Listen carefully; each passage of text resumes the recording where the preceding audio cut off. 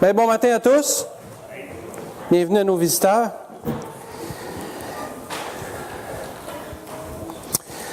On raconte que deux frères vivaient ensemble.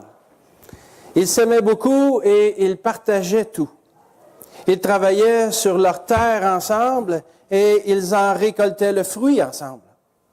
Ils vivaient en pleine harmonie, jusqu'au jour où un malheureux malentendu laissa un froid entre les deux. Ce malentendu non réglé devint rapidement une cause de dispute qui dégénéra. Et finalement, les deux frères se séparèrent parce qu'ils ne se parlaient plus. Quelque temps après, quelqu'un frappa à la porte du frère aîné. C'était un homme à tout faire qui cherchait du travail. Le frère aîné l'engagea et lui dit, « Tu vois le ruisseau là-bas? Mon jeune frère habite de l'autre côté. Nous ne nous parlons plus. Alors, construis un mur afin que je ne le voie plus. » L'homme répondit, « D'accord, je comprends la situation. » Le frère aîné partit ensuite pour quelques jours et quand il revint, l'homme à tout faire avait terminé son travail. Mais au lieu d'un mur, il avait construit un magnifique pont. À ce moment précis, le jeune frère accourut en pleurant et dit, « mon frère, je t'aime tant. Après tout ce que je t'ai fait, tu as fait construire un pont entre nous. » Prions. Seigneur Jésus, Seigneur notre Dieu, encore une fois ce matin, on va ouvrir ta parole ensemble pour la laisser parler à nos âmes, à nos cœurs, à nos consciences. Seigneur, tu as un message pour chacun d'entre nous ce matin, comme tu en as eu un pour moi cette semaine. Et Seigneur, on te prie d'ouvrir nos cœurs, afin que ce que toi, tu as à nous dire, ça vienne s'ancrer profondément. Seigneur Jésus, bénis ta parole dans nos cœurs ce matin et amène-nous, Seigneur, à tout faire pour ta gloire. Amen. Alors ce matin, nous continuons notre étude sur l'Épître aux Philippiens, étude textuelle qu'on a commencée en janvier dernier. On est rendu au chapitre 4. Et la semaine dernière, au verset 1, Vincent nous a parlé de l'exhortation que Paul faisait aux Philippiens à rester ferme dans le Seigneur. On a vu par le contexte que demeurer ferme dans le Seigneur, ça implique beaucoup de choses. Ça ne veut pas dire ça, aller à l'église à tous les dimanches, à toutes les réunions sur semaine. C'est pas ça que ça veut dire, demeurer ferme dans le Seigneur. Demeurer ferme dans le Seigneur, on l'a vu avec Vincent la semaine passée, mais aussi durant les versets précédents où différents sujets étaient abordés dans ce sens-là, comme par exemple les versets précédents qui nous parlaient de courir de façon à remporter le prix, de marcher d'un même pas, d'avoir des bons modèles pour nos vies chrétiennes, de ne pas marcher en ennemi de la croix, d'espérer dans la résurrection, de s'aimer réellement les uns les autres, etc., etc. Et ce matin, toujours dans cette même pensée de demeurer ferme dans le Seigneur, on va aborder le thème de l'unité. On a déjà abordé le thème de l'unité à quelques reprises dans le passé, dans cette étude, mais on va le faire encore parce que, comme on l'a vu, l'unité, c'est un thème qui revient beaucoup dans l'Épître aux Philippiens. Souvent, l'Épître aux Philippiens est apporté comme étant l'Épître de la joie, et c'est très vrai, il y a beaucoup de joie, la joie ressort beaucoup dans cette épître, mais l'unité est très, très présente aussi dans l'Épître aux Philippiens. Donc, c'est pour ça qu'on en a souvent parlé et qu'on va en parler encore ce matin. Et dans le texte qu'on va voir aujourd'hui, la parole de Dieu nous interpelle chacun de nous à être des bâtisseurs de ponts les uns envers les autres. Alors, ouvrons la parole de Dieu ensemble dans l'Épître aux Philippiens et on va lire les versets 1 à 3. On va faire les versets 2 et 3, mais on va relire le verset 1 juste pour se mettre dans le contexte. Donc, Philippiens 4, verset 1. « C'est pourquoi, mes bien-aimés et très chers frères, vous qui êtes ma joie et ma couronne, demeurez ainsi fermes dans le Seigneur, mes bien-aimés. J'exhorte Évodie et j'exhorte Syntyche à être d'un même sentiment dans le Seigneur. Et toi aussi, fidèle collègue, oui, je te prie de les aider, elles qui ont combattu pour l'Évangile avec moi et avec Clément et mes autres compagnons d'œuvre, dont les noms sont dans le livre de vie.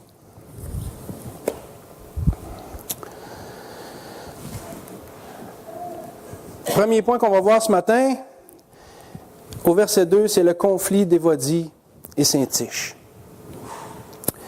Évodie et Syntyche sont deux femmes qui, de toute évidence, sont très actives dans l'Église de Philippe. Et elles y ont, sans aucun doute aussi, beaucoup d'influence, puisque Paul les mentionne par leur nom dans cette lettre qui va être lue en public devant toute l'Église.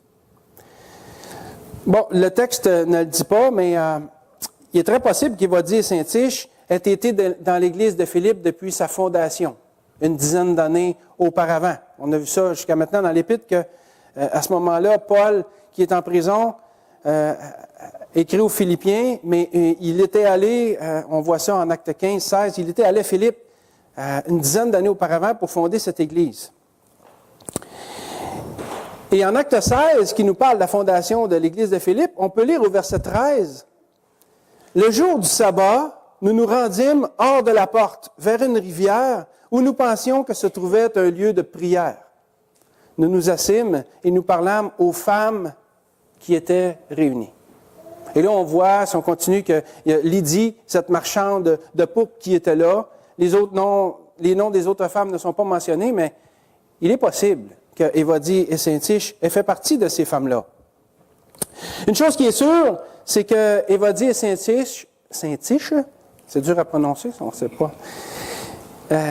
Ces femmes-là jouaient un rôle suffisamment important dans l'Église de Philippe pour que le conflit qu'il y avait entre les deux inquiète l'apôtre Paul, qui était à des centaines de kilomètres de là, dans une prison, sans doute à Rome.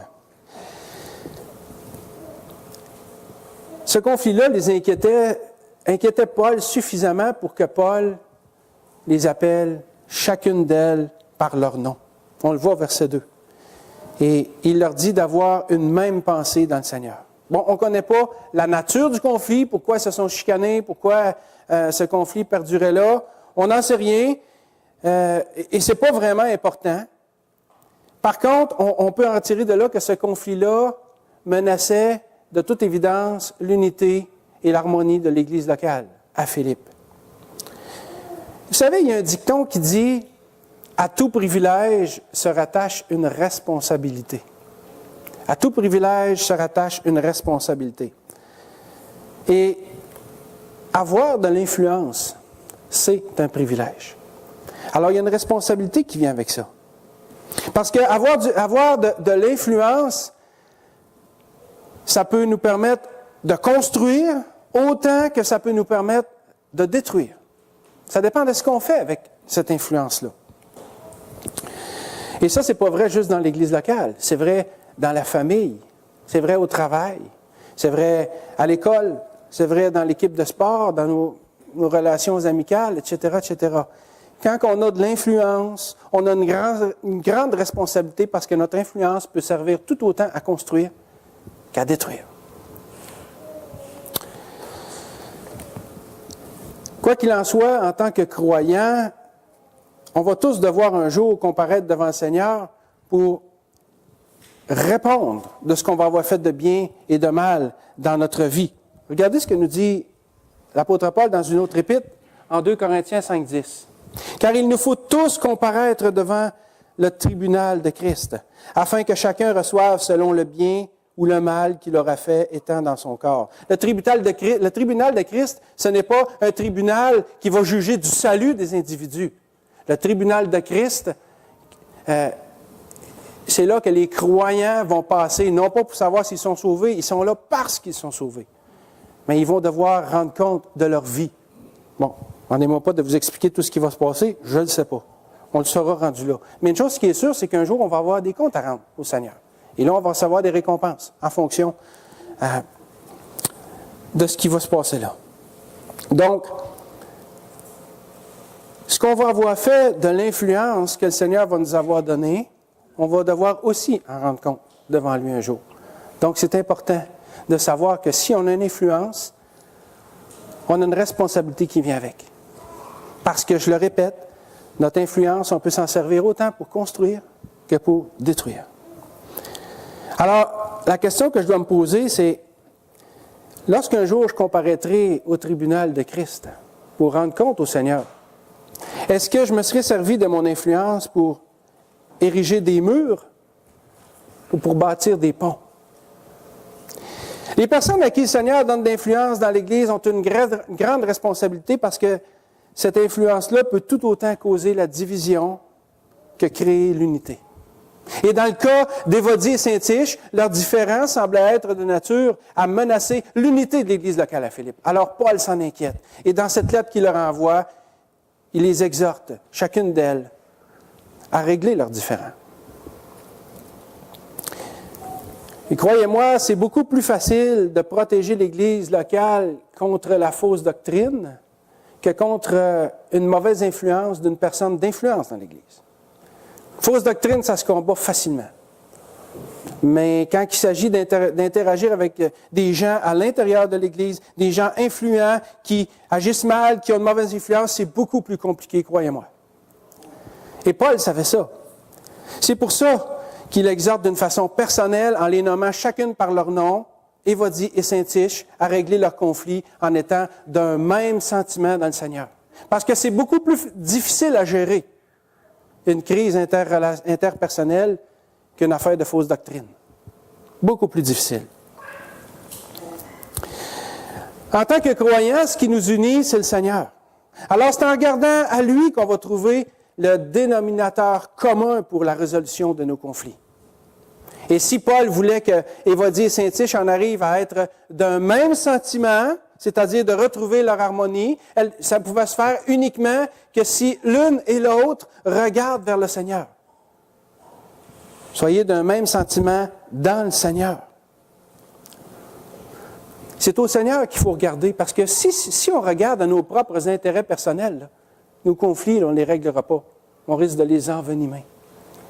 C'est pour ça qu'en regardant vers le Seigneur, qui nous donne une même façon de penser, une même façon de voir les choses, une même façon d'interpréter la vie, d'interpréter le monde, d'interpréter notre environnement, une nouvelle qui régénère nos pensées. C'est quand on regarde au Seigneur qui fait tout ça qu'on peut en arriver à un véritable règlement de conflit.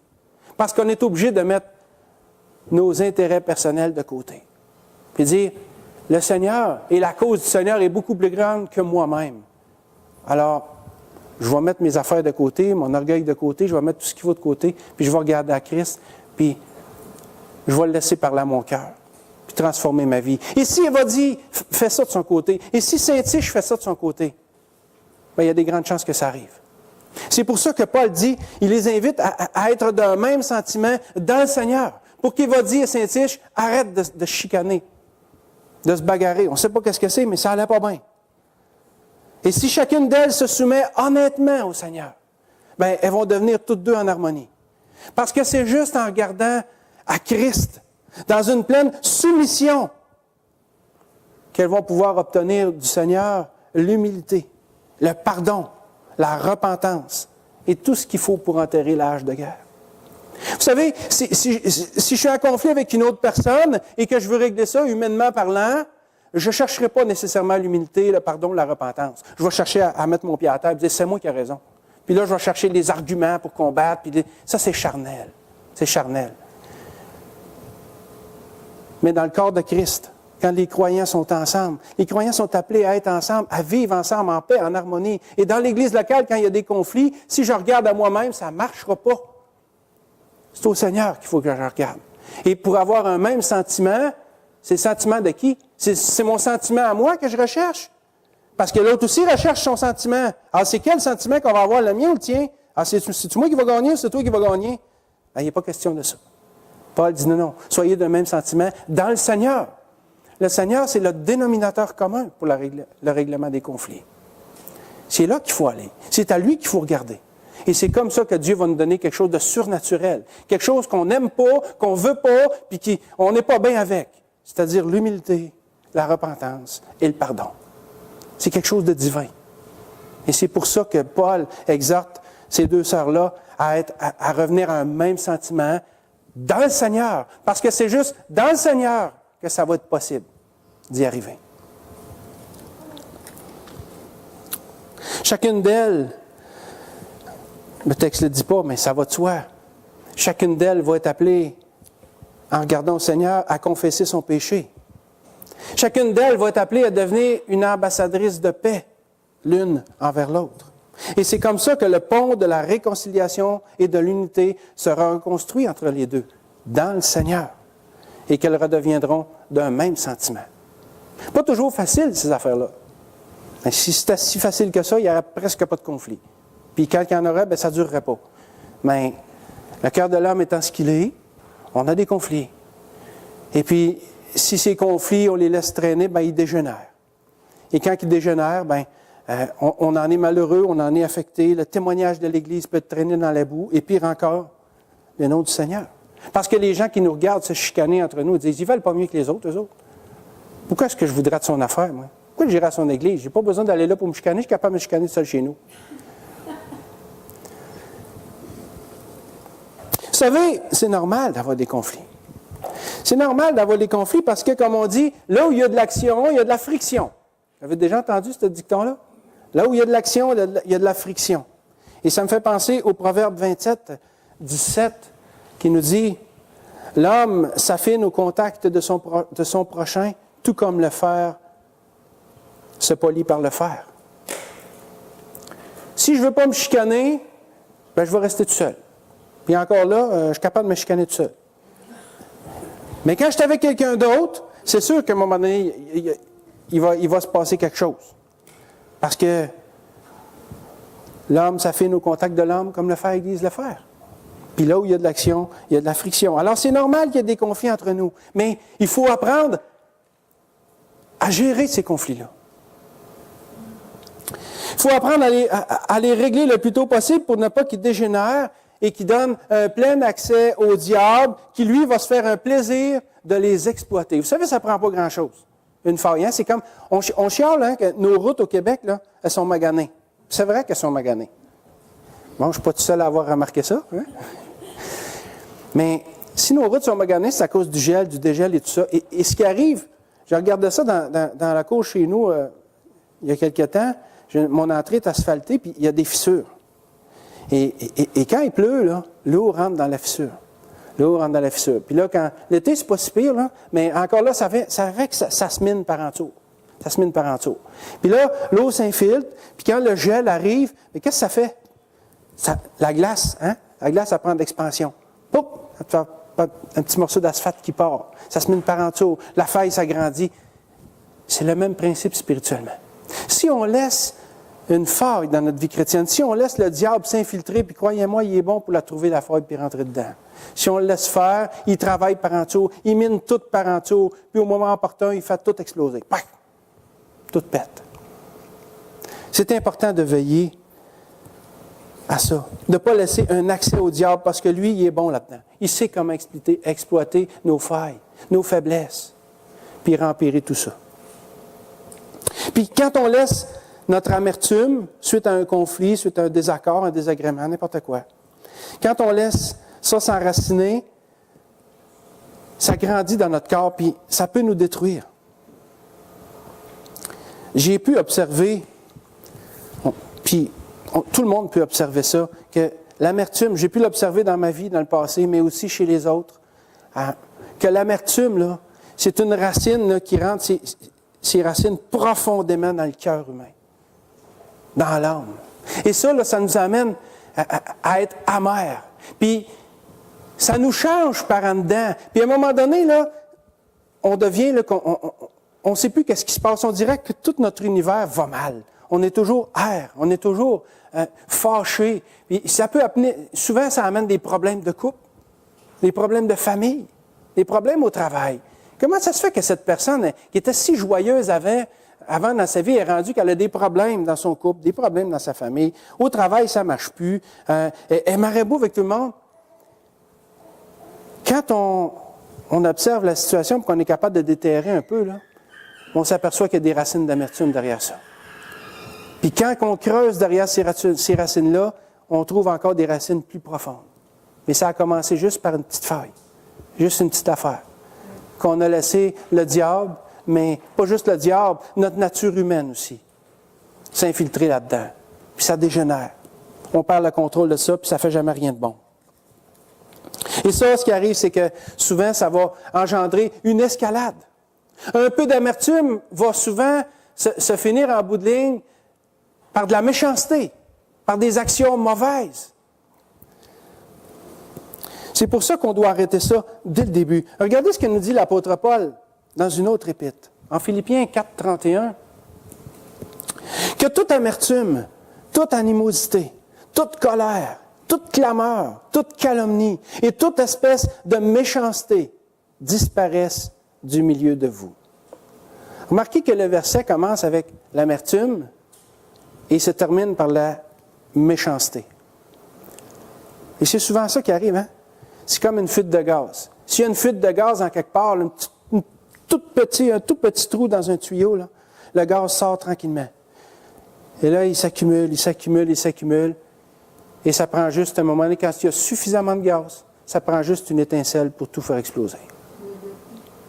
Et c'est souvent ça qui arrive. Il faut être vigilant là-dessus. Relisons le verset 2. J'exhorte Évodie et j'exhorte Syntyche à être d'un même sentiment dans le Seigneur. Remarquez-vous que je ramène à votre attention à ce qu'on vient de lire. Remarquez que Paul ne dit pas ici « j'exhorte Évodie et Syntyche ». C'est pas ça qu'il dit là. Il ne dit pas « j'exhorte Évodie et Syntyche ». Il dit « j'exhorte Évodie et j'exhorte Syntyche ». Il prend la peine d'exhorter, d'employer le verbe « exhorter » devant chacun des deux noms. Il les exhorte chacune d'elles personnellement. C'est comme si Paul disait « Évodie, je te parle personnellement. Puis toi aussi, Syntyche, je te parle personnellement.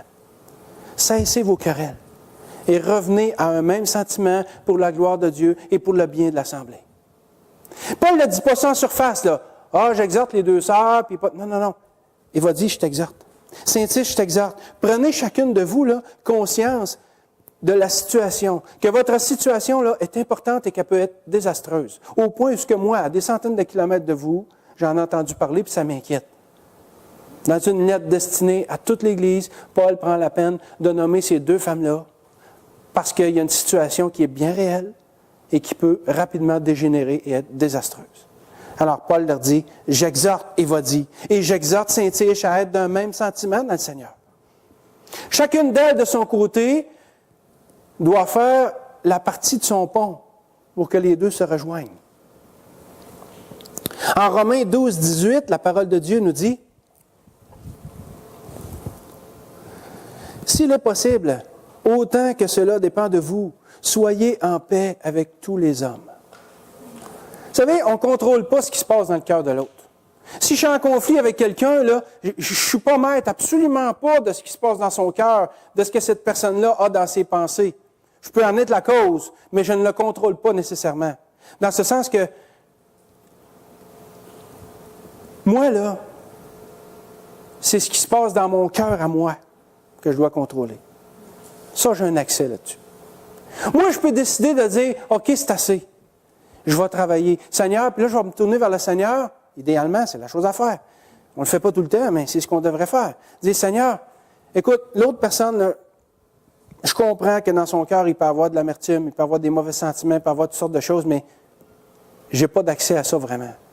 Par contre, ce qui se passe dans mon cœur à moi, dans mon âme, dans ma tête, dans mes pensées, dans ma vie, ça m'appartient. Puis Seigneur, moi là, je veux que tu m'aides à faire le ménage là-dedans. Écoutez, juste de dire ça, c'est déjà difficile. Parce que quand on est en conflit, on est enflammé, là, on veut lever les bras dans les airs, puis on demande, on crie justice. Mais quand on regarde au Seigneur, le Seigneur dit, c'est pas ça que je te demande. La justice, c'est moi qui la donne.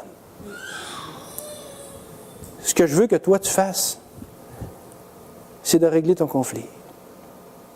As-tu besoin d'humilité? Demande-moi-la, je vais te la donner. As-tu besoin de repentance? Demande-moi-la, je vais te la donner. As-tu besoin de pardon? Demande-moi-la, je vais te la donner. Peu importe ce que tu as besoin, je vais te le donner. Ça, c'est ce qui est dans mon cœur à moi. Et ça, c'est ce qui m'appartient avec le Seigneur. Et c'est là-dessus que moi, je peux travailler. C'est là quand Paul dit, je t'exhorte, il va dire, je t'exhorte, Saint-Tiche. Il dit pas, je vous exhorte toutes les deux, pour que ça se lance la balle, puis ça joue au ping-pong, c'est pas ça. Non, laisse faire l'autre. Si l'autre fait le même travail que toi, si elle fait ses devoirs comme toi, là, vous allez arriver à un règlement. Et c'est pareil pour les deux. S'il est possible, autant que cela dépend de vous. Ça ne dit pas, là, s'il est possible, là, si l'autre vient dans son bon sens, puis que finalement, elle te donne raison. Non, c'est pas ça. C'est pas ça qui est écrit. S'il est possible, autant que cela dépend de vous, laisse faire les autres. Le Seigneur dit, c'est à toi que je parle. L'autre, je m'arrangerai bien avec. Mais là, c'est à toi que je parle. Qu'est-ce que tu fais pour ta part à toi? S'il est possible, autant que cela dépend de vous, soyez en paix avec tous les hommes. Oui, mais Seigneur, j'essaye, mais il ne veut pas. Oui, mais toi, tu veux-tu? C'est ça que je te demande. On n'est pas maître de ce qui se passe dans le cœur de l'autre. Puis on n'en est même pas responsable. Si je suis responsable de ce qui est arrivé, je le confesse au Seigneur, qui est fidèle et juste pour me le pardonner. Mais ensuite, c'est vers moi qu'il faut que je travaille, avec l'aide de Dieu, par la grâce que le Seigneur accorde. Parce que par moi, là, j'ai même pas le goût que ça se règle. Oui, je voudrais que ça se règle, mais à mon avantage. Mais le Seigneur, c'est pas ça qu'il dit. Il dit, autant que cela dépend de vous, soyez en paix avec tous les hommes. Et ça implique la repentance, le pardon, l'humilité et n'importe quoi d'autre qu'on va avoir besoin pour y arriver. Et Paul nous dit, il dit à Saint-Tiche et à Évodie, ça s'adresse à nous aussi.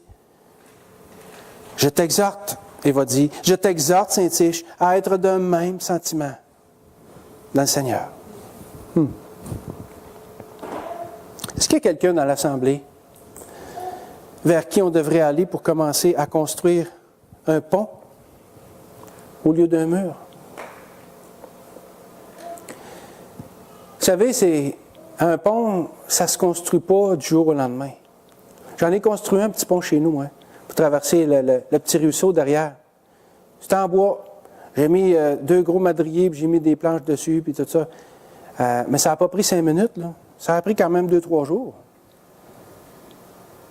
Dépendamment du pont, dépendamment des matériaux que vous allez utiliser, ça va être plus ou moins long.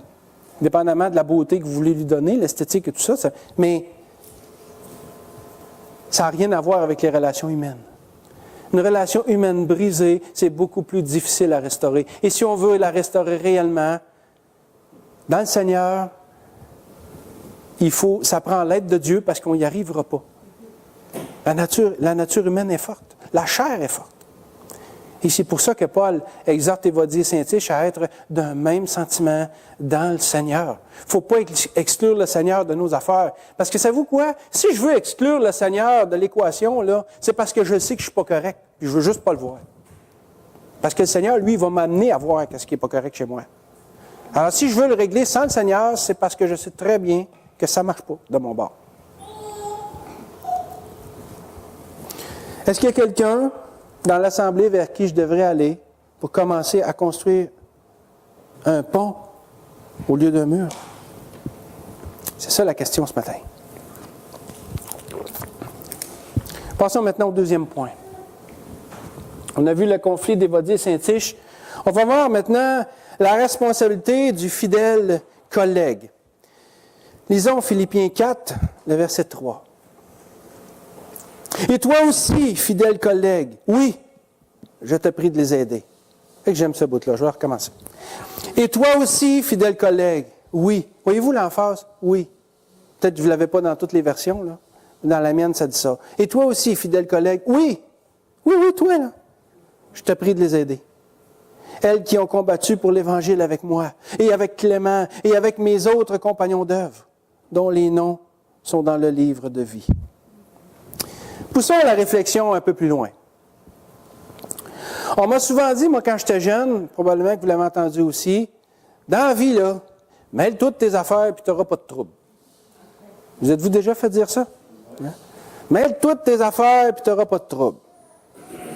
C'est un peu ce que me dit aussi le verset 3 ici. Et toi aussi, fidèle collègue, oui, Je te prie de les aider.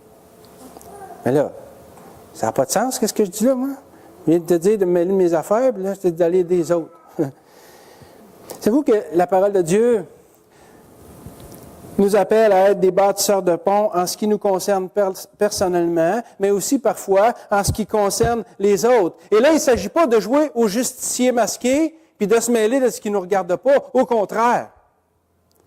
Au contraire. Il faut agir avec discernement quand le Saint-Esprit nous le dit, puis il nous demande d'agir pour l'unité du corps de Christ, parce que ça, c'est de nos affaires. Ça, c'est de mes affaires. Mon Église locale, là, c'est de mes affaires que ça se passe bien dedans, parce que j'en suis concerné. Et s'il y a des conflits dans l'Église locale, là, c'est de mes affaires de les voir, puis si le Saint-Esprit me demande d'agir, c'est de mes affaires. Parce que si ça peut régler au conflit, il n'y en aura pas de problème. Alors si je me mêle de mes affaires, je n'aurai pas de trouble. Soyons des bâtisseurs de ponts les uns vers les autres. Comme ça, il n'y en aura pas de trouble. C'est nos affaires, ça. Hein? Alors qu'on le veuille ou non, en tant que chrétiens, on est tous engagés dans le même combat. Ce combat-là, c'est celui de l'Évangile. C'est celui de l'unité du corps de Christ. Et ça, c'est notre affaire.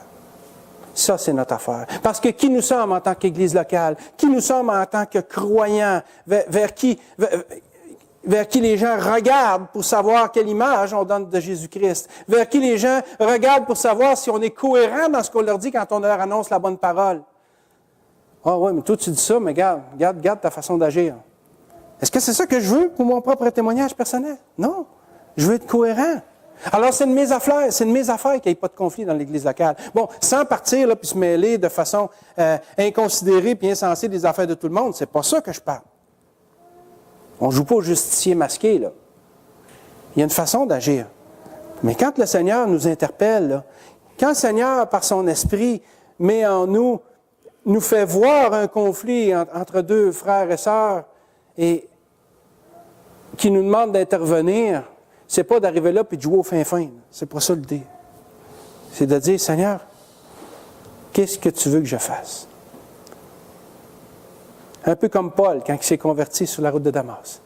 Qui es-tu, Seigneur, et que veux-tu que je fasse? Cette question-là, on devrait se la poser tout au long de notre vie, Seigneur. Qui es-tu, Seigneur? Parce que ça nous ramène à voir, c'est qui le Seigneur? Et maintenant, que veux-tu que je fasse? Si on se laisse diriger dans la volonté de Dieu, par sa direction, on va faire la bonne chose, par sa grâce. Et ça, c'est de nos affaires. L'unité du corps de Christ, c'est de nos affaires. Alors, on doit s'en mêler. Sagement, évidemment. Sagement.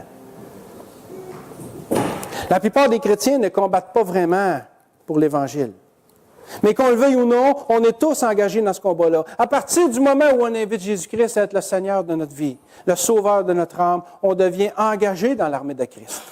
On a le choix d'être des soldats qui ne vont pas au combat ou d'aller sur la ligne de front, mais on est tous, qu'on le veuille ou non, engagés dans l'armée de Christ. Et tôt ou tard, on va être appelés à servir. Et dans le combat de la vie chrétienne, on est des compagnons d'armes ensemble. Et c'est pour ça qu'on est appelés à se soutenir les uns les autres. On est appelés à combattre ensemble. On est appelés à œuvrer ensemble. On est appelés à prier ensemble. On est appelés à pleurer ensemble, à se réjouir ensemble. On est une unité, un bataillon spécial pour le Seigneur. On est ses enfants. Et en tant que compagnons d'armes engagés dans la cause de l'Évangile, le Seigneur veut qu'on combatte le bon combat. Et pour combattre le bon combat, on ne doit pas être divisé entre nous. Et quand il arrive des dissensions, il faut les régler. Il faut se tourner vers le Seigneur et dire, Seigneur, ça ne marche pas. Qu'est-ce que tu veux que je fasse? Et parfois, ça nous demande de construire un pont entre deux autres personnes. Le conflit entre Évodie et Syntyche était assez sérieux pour que Paul en appelle à un autre membre de l'Église de Philippe pour intervenir afin de les réconcilier. Mais qui était cette personne? Qui était ce fidèle collègue? Certains commentateurs pensent que ça pourrait être Luc, celui qui a écrit l'Évangile et le livre des Actes. Il y en a d'autres qui pensent que ça pourrait être Timothée. D'autres pensent que ce serait Épaphrodite, celui qui a amené la lettre à Philippe. D'autres pensent que c'est un personnage appelé Soudzougos. Pourquoi Soudzougos? Parce que Soudzougos, c'est le mot grec qu'il y a ici au verset 3 pour collègue. Et certains pensent que Paul aurait fait un jeu de mots avec un nom propre. Soudzougos, qui veut dire collègue. Alors, toi, je suis fidèle collègue. Est-ce que c'est ça? Peut-être. Peut-être pas. Mais peu importe, c'est pas important. Peu importe que Soudzougos soit un nom propre ou qu'il se réfère à quelqu'un d'autre, tout simplement, ce qui est important, c'est l'exhortation qui est rattachée ici.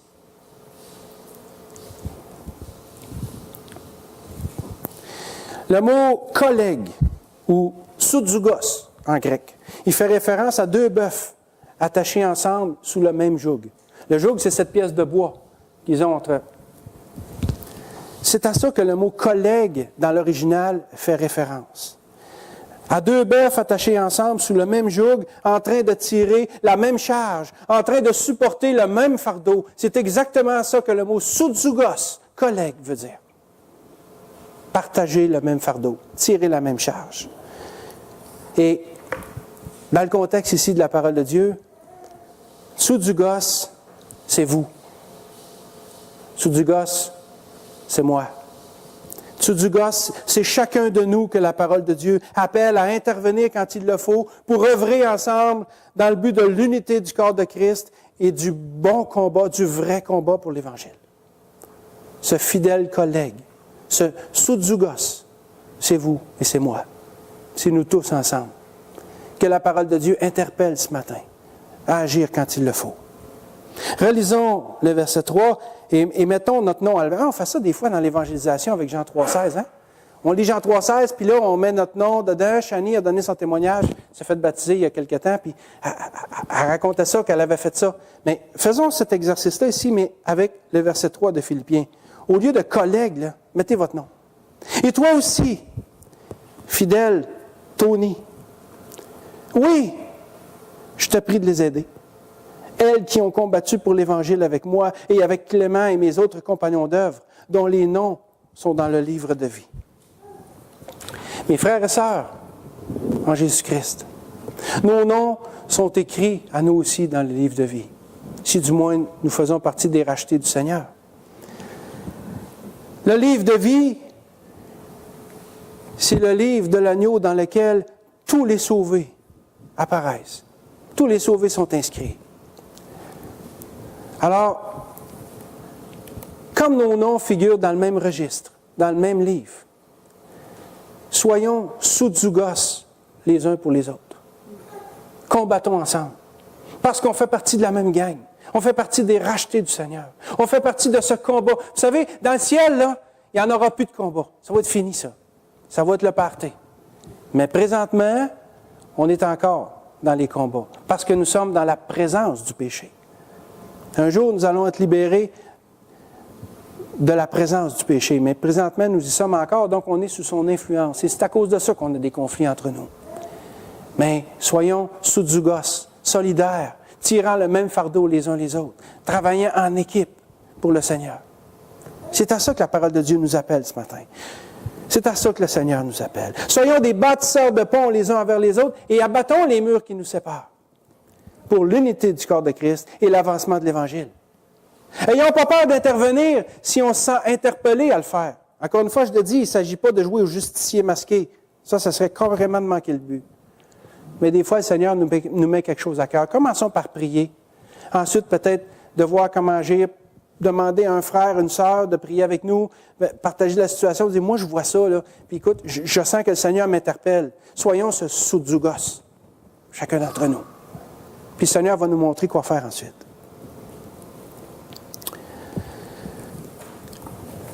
Regardez ce que nous dit 1 Corinthiens 6,5. Paul va dire aux Corinthiens, « Je le dis à votre honte. Ainsi, il n'y a parmi vous pas un seul homme sage qui puisse prononcer un jugement entre ses frères. » Paul ne dit pas, « Ah, c'est bon, vous vous mêlez de vos affaires. Occupez-vous de votre... » Non, il dit, « Je le dis à votre honte. Vous n'êtes pas soudzougos. Vous n'êtes pas solidaires. Vous ne traînez pas le même fardeau. Je le dis à votre honte, il y a du trouble chez vous, puis personne ne veut s'en mêler. Tout le monde veut se mêler de ses affaires. Bien, c'est justement de vos affaires. Mêlez-vous-en. De la bonne façon. Dans le Seigneur. Il y a une façon de faire. Là. À un moment donné, prenez une gorgée d'eau.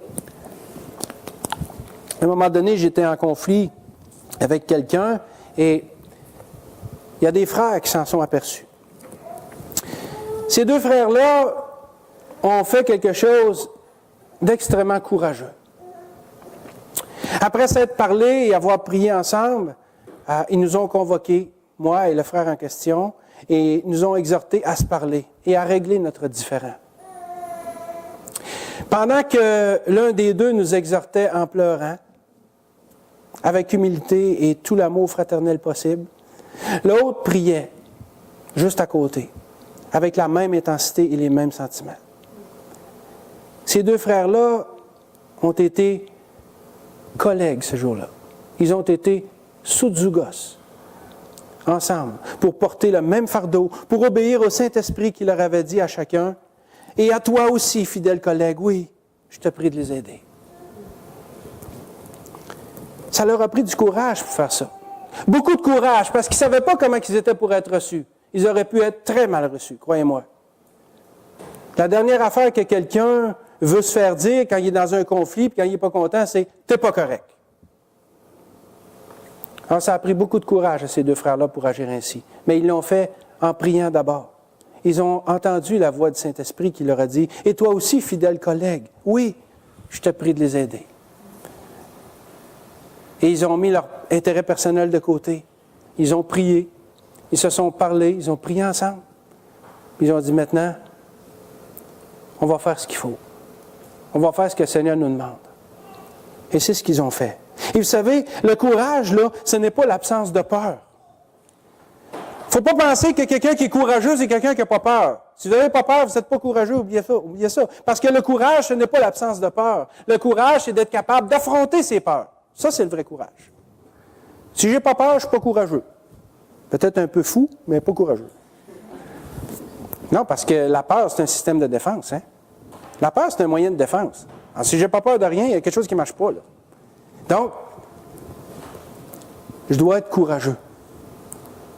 Quand le Saint-Esprit m'amène une conviction, là, quand la parole de Dieu me dit « Et toi aussi, fidèle collègue, oui », le oui, c'est comme dire « Oui, oui, c'est à toi que je parle. Détourne pas la tête, c'est à toi que je parle. Je te prie de les aider. » Soudzougos, fidèle collègue. C'est tes compagnons d'œuvre. Je te prie de les aider. Je suis le Seigneur qui te parle et je te prie de les aider, soudzougos. Qu'est-ce qu'on fait dans ce temps-là? Est-ce qu'on écoute? Est-ce qu'on obéit?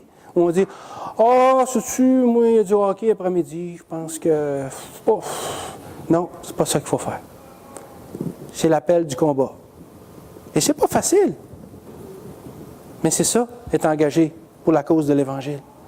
C'est ça, faire partie d'une équipe. Et pas n'importe quelle équipe. Une équipe qui a déjà gagné la victoire. Parce que le Seigneur nous a rendus déjà victorieux. On lui appartient.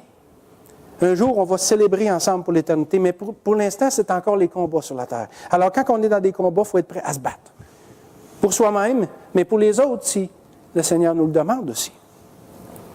Tout le monde ne peut pas être apte ou qualifié pour agir quand il est question d'un conflit doctrinal dans l'Église. On risque de se mettre les pieds d'un plat plus qu'autre chose. Ou quand il s'agit d'une situation de péché grave, ça appartient aux anciens, aux pasteurs à faire ça. Il y a des gens qui sont qualifiés, qui sont peut-être un peu plus formés. Ça ne veut pas dire qu'on ne doit jamais rien faire là-dessus, mais généralement, c'est quelque chose qui appartient plus aux responsables. Mais on est tous interpellés, qui que nous soyons par la parole de Dieu, à agir lorsqu'il s'agit d'un conflit relationnel qui risque de dégénérer et d'entraîner des divisions dans l'Église. Parce que c'est notre affaire. Si je me mêle de mes affaires, je vais éviter le trouble. Mais mêlons-nous de nos affaires dans l'Église. Travaillons activement à l'unité, puis il n'y en aura pas de trouble. Il n'y en aura pas de trouble. Soyons des bâtisseurs de ponts pour nous et pour les autres aussi. Troisième point, le livre de vie. Je ne ferai pas une grande étude sur le livre de vie, ce n'est pas ça le but. On pourra faire une autre étude, un autre tantôt, Dieu voulant, là-dessus, mais juste dire quand même, parce que le livre de vie est mentionné au verset 3, et il l'est dans beaucoup d'endroits dans la parole de Dieu, autant dans l'Ancien Testament que dans le Nouveau Testament. Et pour une histoire courte, là, le livre de vie, c'est un peu le registre du royaume de Dieu. Le registre dans lequel, comme je disais tout à l'heure, les noms de tous les rachetés de l'Éternel sont inscrits. En Philippiens 3,20, on avait vu que Paul nous dit que nous sommes citoyens des cieux, ou concitoyens des cieux. Hein, on appartient, notre cité, là, c'est une cité céleste. On est concitoyens des cieux. Alors, tous ceux qui vont hériter de la vie éternelle sont inscrits dans le livre de vie. Partout dans l'Ancien Testament, il y a des registres. On voit, souvenez-vous, par exemple, quand, lors de la naissance du Seigneur, il y avait un édit de César Auguste qui avait été proclamé pour que chacun aille se faire inscrire dans sa ville natale. Les villes avaient des registres. Ça aidait pour les recensements, pour toutes sortes de choses. Les Lévites avaient des registres. Pour servir au temple, pour servir comme Lévite, comme sacrificateur, vous deviez être capable de prouver votre généalogie, que vous étiez un descendant de Lévi, sinon vous ne pouviez pas avoir un sacerdoce dans le temple. Des registres, il y en a partout dans la parole de Dieu. Et il y en a un qui s'appelle le livre de vie, qui est celui où le nom de tous les rachetés de l'Éternel figure dedans. Parce que nous sommes citoyens ou concitoyens des cieux. Les noms d'Évodie et Syntyche sont inscrits dans le livre de vie, ainsi que celui de Clément et des autres compagnons d'œuvre de Paul. On ne sait pas c'est qui Clément. Eux, ils devaient savoir c'était qui. Mais pour les autres compagnons de Paul, l'apôtre avait sans doute, pour Clément, Évodie, Syntyche et les autres compagnons de Paul, l'apôtre avait sans doute en tête le fait que leurs œuvres étaient peut-être bien écrites avec leur nom dans le livre de vie. On ne sait pas. Quoi qu'il en soit, un jour, on va devoir rendre compte. Alors, dans l'éternité, dans la pensée de Dieu, on image ça dans un livre. On sait bien que, bon, c'est une image, là. Dieu n'a pas besoin d'un livre pour se souvenir de quelque chose, là. Mais nous, ça nous aide à comprendre. Nos noms sont écrits dans le livre de vie, puis nos œuvres aussi sont écrites à quelque part. Est-ce que Paul, c'est à ça qu'il pensait quand il mentionne un livre de vie en relation avec ses compagnons d'œuvre qui ont combattu pour lui avec l'Évangile? Peut-être, on ne sait pas. Je ne veux pas aller trop loin là-dedans, ce n'est pas l'important, ce n'est pas le but non plus. Mais il reste qu'il n'y a rien qui échappe au Seigneur. Il n'y a rien qui échappe à Dieu. Puis si un jour, quand je vais comparaître devant le Seigneur, le Seigneur m'a dit, je te remercie parce que cette fois-là, tu as obéi. Mais je vais être content de ça. Je vais être content de ça. Est-ce qu'on veut être content de ça ou est-ce qu'on veut avoir à rougir de ce que le Seigneur nous dit? Tu te souviens-tu, cette fois-là, je t'avais demandé ceci, puis tu t'es défilé, tu n'as pas été courageux. Tu n'as pas été courageux, mon homme, cette fois-là. Là. Ça ne me tente pas d'entendre ça. Ah, c'est sûr qu'on va l'entendre. Écoutez, on échappe en cours de route. Hein. On n'est pas... En ce qui me concerne, je pense que je vais avoir plus de reproches que de bons points, mais on essaie de limiter les dégâts. Soyons conscients que quand le Seigneur nous demande quelque chose, qu'on doit obéir. Quand j'entendrai le Seigneur dire « Soutzougos », peut-être que c'est parce qu'il va me dire « Fidèle collègue, j'ai besoin de toi. Je te demande d'agir en quelque part. » Peut-être que l'unité de l'Église locale, ou juste l'unité de la relation entre deux frères, entre deux sœurs est menacée, puis je veux que tu interviennes. Il n'est pas question de jouer au justicier masqué là, avec une cape, une épée, c'est pas ça. Mais tombe sur tes genoux, prie, puis je vais te montrer en temps et lieu qu'est-ce que tu dois faire. Sois courageux. Sois courageux parce que c'est moi qui t'envoie au combat. Alors je t'entoure par derrière, par devant, puis tu n'as pas besoin d'avoir peur. Vas-y, fonce. Le fait qu'il y a un livre de vie et que des noms sont inscrits dedans m'amène à me poser la question suivante. Est-ce que vos noms sont inscrits dans le livre de vie? Est-ce que chaque personne ici ce matin peut dire que son nom est inscrit dans le livre de vie de l'agneau?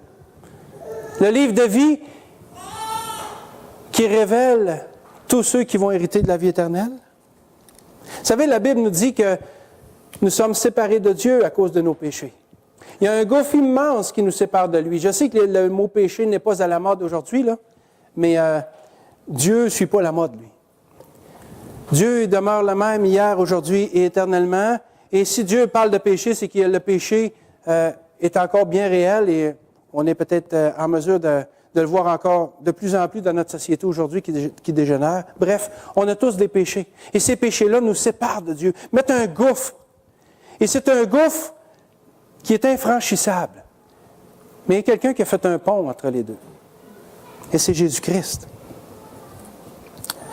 Avez-vous déjà entendu l'histoire de Charles Blondin? Je l'ai déjà raconté. Je vais vous dire rapidement quand même. Charles Blondin, c'est une histoire vraie, c'était dans les années 1800, un homme c'était un équilibriste. Vous savez, ce genre de personnes qui marchent sur des fils de fer, là, sur des hauteurs, là, avec une grande perche. Et Charles Blondin avait fait tirer un wire, en bon français, au-dessus des chutes du Niagara. Et là, il faisait attirer les gens et il faisait venir les gens, là, il faisait son spectacle, il traversait les chutes du Niagara. Et là, quand il mettait son pied là, pour s'assurer là, que le fil de fer était bien bandé, bien tendu, et là, avec sa perche, là, il avançait pas à pas, un pas derrière l'autre. Et là, quand il arrivait au milieu du trajet, savez-vous qu'est-ce qui s'est passé? Rien pas tout. Il a continué. Il a continué, puis il a traversé. Il a traversé de l'autre côté. Et puis là, les gens applaudissaient et tout ça. Et là, il a dit à la foule, il s'est adressé à la foule, il dit, est-ce que vous croyez que je puisse traverser les chutes du Niagara sur un fil? Là, les gens disaient, oui, on l'a vu, bravo. Alors, il dit, j'aimerais pousser ça un peu plus loin, j'aimerais vous demander à quelqu'un parmi vous de venir, puis je vais le traverser. Embarquez sur mes épaules, puis je vais vous traverser de l'autre côté. Est-ce que vous croyez que je puisse faire ça? Là, il disait, oui, on sait que tu peux faire ça. Parfait, monsieur, vous croyez ça? Oui, viens, j'embarque-moi. Non. Non. Je le crois, mais lui, il le croit plus que moi. Vous savez, des fois, on a cette tendance-là. Hein? Ah oui, le Seigneur peut nous donner la vie éternelle. Le Seigneur peut nous emmener de l'autre côté. Bien, embarque. Pas sûr. Mais on ne le croit pas vraiment. Bref, Charles Blondin a dit à son manager, Henri, il a dit, Henri, toi, tu crois que je puisse traverser quelqu'un de l'autre côté? Henri dit, absolument. Je te fais assez confiance pour ça. Alors Charles, il dit, est-ce que tu me crois suffisamment pour me confier ta vie, pour embarquer Henri sur mes épaules et que moi, je te traverse de l'autre côté? Henri dit oui. Alors Charles, il dit, embarque. Et là, Henri a embarqué sur les épaules de Charles Blondin. Et là, Charles avait dit, c'est moi qui mène, Henri. Essaye pas de pencher d'un bord ou de l'autre, c'est moi qui mène. Et là, il a mis son pied avec Henri sur ses épaules, il a mis son pied sur le fil de fer, il a tendu sa perche, il a avancé tranquillement, un pas derrière l'autre. Et quand il est arrivé vers le milieu, là, vous savez, des fois, il y a ces petits pépics qui sortent. Là, il est arrivé vers le milieu, savez-vous qu'est-ce qui s'est passé? Rien pantoute. Il a continué. Il a continué, puis il a traversé Henri de l'autre côté. Et vous savez, cette histoire-là, qui n'est pas... Je ne sais pas si Charles Blondin était chrétien ou non, mais cette histoire-là est vraie. On a même des traités de ça à l'arrière. Mais ça illustre quand même cette belle vérité qu'il y a juste une personne qui peut nous emmener à Dieu, qui peut nous faire franchir le gouffre. Et ce pont a été fait à la croix. C'est Jésus-Christ. Et si je crois que Jésus peut me donner la vie éternelle et me sauver, est-ce que je le crois suffisamment pour lui confier entièrement ma vie? C'est ça la question. Et j'aimerais vous poser cette question ce matin. Croyez-vous suffisamment, faites-vous suffisamment confiance en Jésus-Christ pour lui confier votre vie? Pour le laisser vous amener à Dieu? Parce que Jésus a dit, « Je suis le chemin, la vérité et la vie. Nul ne vient au Père que par moi. » Il n'y a pas d'autre chemin. Est-ce que vous lui faites suffisamment confiance pour lui donner votre vie et le laisser vous amener de l'autre côté?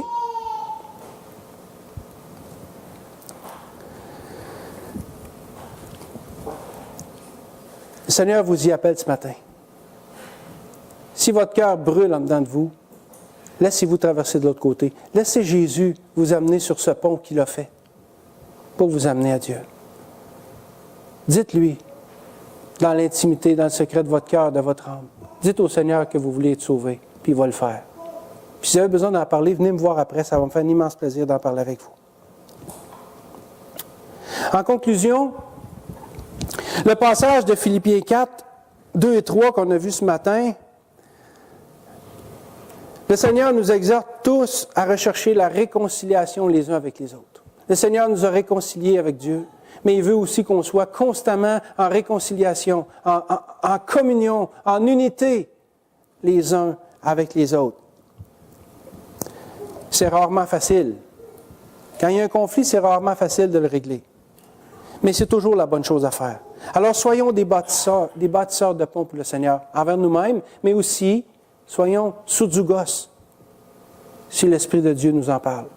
Soyons ce fidèle collègue qui va travailler à l'unité du corps de Christ envers ses frères et sœurs.